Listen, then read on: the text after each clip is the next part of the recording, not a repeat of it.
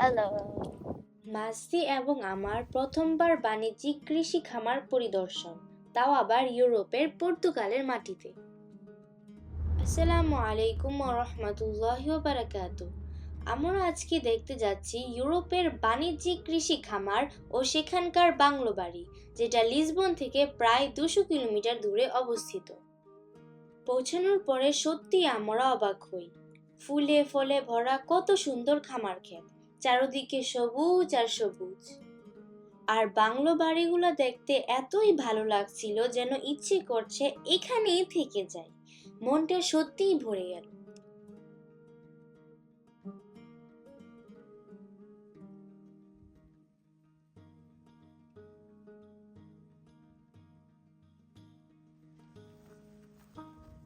আমরা কখনোই কূপ দেখিনি, এই প্রথমবার দেখলাম। বাকি বর্ণনা আব্বুর মুখেই শুনেন। আমরা এই মুহূর্তে পর্তুগালের একটি খামারে আছি। খামারটির নাম হচ্ছে অ্যাগ্রো বেঙ্গল খামার। আর এই খামারটি পরিচালনা করতেছেন আমাদের এই হুজুর। তো আজকে আমরা আলমাজদিকে নিয়ে আসছি খামারটি পরিদর্শন করার জন্য। লিসবন থেকে এটি প্রায় 200 কিলোমিটার দূরে। তো আজকে এটা কি লাউর মতো দেখা যায়, এটার নাম কি? কোরজেত। কোরজেত নাম কি এটা? কোরজেত। ওকে, দেখি আমরা এটা হাতে নিয়ে। বিসমিল্লাহির রহমানির রহিম। কিভাবে বাড়তে হুজুর? মোচড় দিতে হবে না? বিসমিল্লাহির রহমানির রহিম। এই যে মাশাআল্লাহ, আলহামদুলিল্লাহ। দেখি ধরো তো আব্বু। বড় শালগম দেখা যাচ্ছে। মাঝে আসো তো এদিকে, বিশাল বড়। ধরো ধরো, তুলো তো দেখি, তুলো তো। ওয়াও, এই যে এটা মনে হয় সময় ওভার হয়ে গেছে। এটা একটা বাচ্চা, এটা রয়্যাল, এটা royal Raju royal. Abu sunglass পরে থাকলে হইব। কথা বলিস সবচেয়ে বড়, এটা সবচেয়ে বড়। এটা সাইজ দেখেন তার। এই যে শালগম, বিশাল আকৃতির শালগম দেখতে পাচ্ছেন। এইটাও বড় মাছ। এটা কি? তুলেন। বিসমিল্লাহ। আর এটা হচ্ছে লাল, সাদা এবং লাল। একটা সাইজ দেখেন, এটা তো অনেক বড় সাইজ। আদার করে আদার দেখে পুরা একবার একটা গাছে শুধু একটাই হয়, তাই না? এটা তো দুইটা হওয়ার কোনো সম্ভাবনা নাই। নাকি ফসলটা নিয়ে গোড়াটা রাইখা দেবো আর একটা হওয়ার দুটো?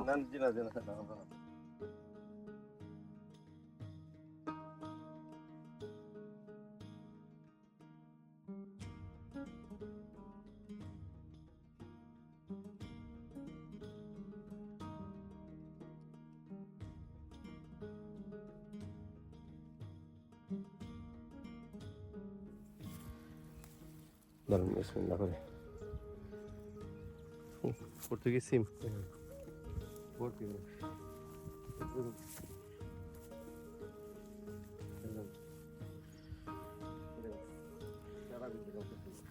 দেখি লাউ গাছ আছে, এগুলো কে বাইর করবে? একটি খামারে যে এত প্রকার ফসল করা যায়, যদি এই খামারটি না করতাম তাহলে কিন্তু বুঝতে পারতাম না। আর এরকম মাল্টি ফসল করার কারণ হচ্ছে সবগুলোই করে দেখা, মানে দেখতে চাচ্ছে যে কোন ফসলটা ভালো হয়, পরবর্তীতে যেই ফসলটা সবচেয়ে বেশি ভালো হয় ওইটাই পুরাটা জমিতে রোপণ করা হবে ইনশাআল্লাহ। আমরা এই মুহূর্তে আছি আমাদের হুজুরের দ্বিতীয় খামারে। দ্বিতীয় খামারটি হচ্ছে আলু খামার। আপনারা যদি ফলো করেন, এখানে কিন্তু কোনো আলু দেখা যাচ্ছে না বা আলুর গাছ বোঝা যাচ্ছে না। তো হুজুরের পারমিশনই দেখি, একটু হাতেই দেখি কোনো আলু পাই কিনা। বিসমিল্লাহ। এই যে এই আলুটা হচ্ছে বীজ আর বাকিগুলো হচ্ছে ফসল। ওয়াও, মাশাআল্লাহ মাশাআল্লাহ, আলহামদুলিল্লাহ। গুপ্তধন। দেখি বাম দিকের বড়টা এই যে মাঝে একটা তোলো, দেখি এক মাঝে সাইডে, তোলো তো। এটাই মাটির নিচে হাত দাও। টান দাও তো, হ্যাঁ টান দাও, টান দাও, টান দাও, বিসমিল্লাহ দাও, বিসমিল্লাহ। এই যে ধরো,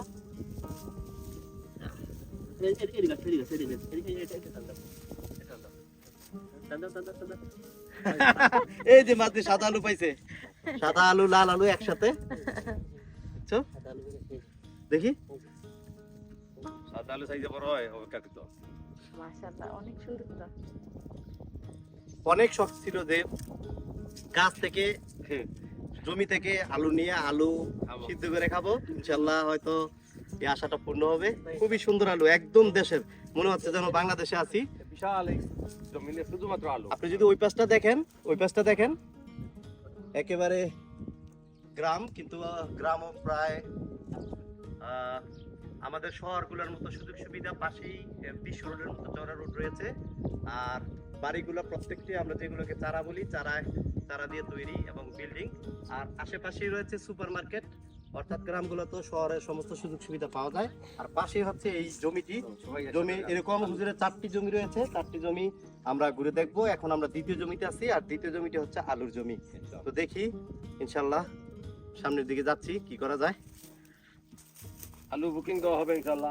আলু আপনারা যদি কেউ আসতে চান লিসবন থেকে, এটি হচ্ছে লিসবন থেকে 200 কিলোমিটার দূরে। হুজুর জায়গাটার নাম যদি একটু বলতেন। Marina দাসন Das, Marina দাসন Das. Marina দাসন Das, এটা হচ্ছে ফিগুরো দা ফোজের কাছাকাছি। হ্যাঁ। 1 ঘন্টা 40 মিনিট অথবা 2 ঘন্টার মতো লাগে, এটা নির্ভর করে কি দিয়ে আসবেন। যদি বাস দিয়ে আসেন আর একটু বেশি সময় লাগবে। চলুন আমরা যাই, 3 নম্বর পরে যাই, চলুন 3 নম্বর। ওইটাও কি আলুরই?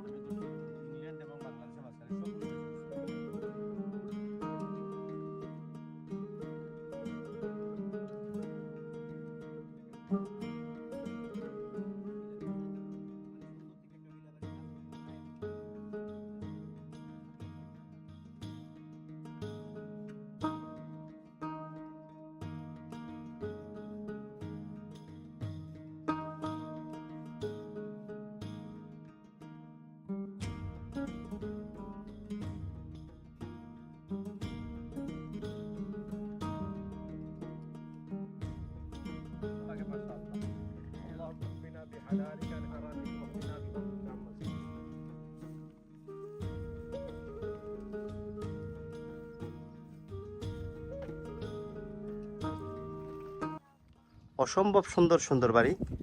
আর এই যে আমরা প্রায় এগ্রিকালচার ফসল দিয়ে পুরো গাড়ি ভরপুর করে ফেলেছি।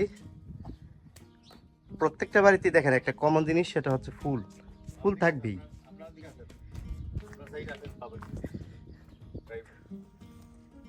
করা যাবে, তখন তো আবার চিন্তা থাকে যে এই দেশের কাজ নিয়ে অন্য দেশে কাজ।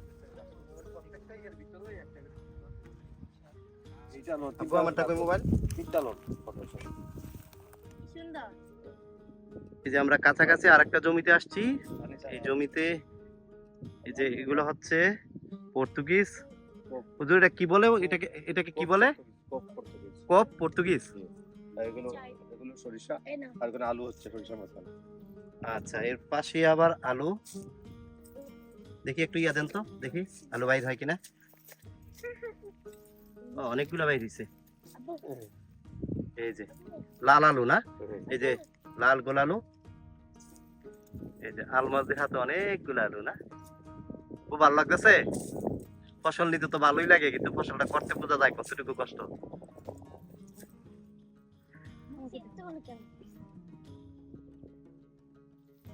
এটা আলু এটা এক্সট্রা আলু আর কি এখানে লাগানো হয়েছে। পাশেই কিন্তু গ্রাম।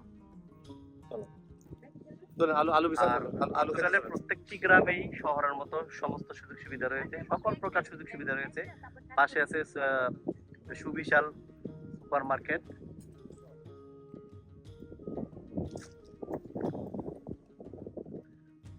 ওয়াও, এই যে লাল শাক, ভুট্টা শাক, একটা প্লটে সব ধরনের সুযোগ সুবিধা, খুবই অবাক হওয়ার মতো। এই যে না গাছ আমি লন লন আলু লন, গাছের মধ্যে পাড়া দিয়ে আলু নেন, আলু নেন। আমাদের পুরো পাড়ে গেলে আসো, এই যে কমলা গাছ,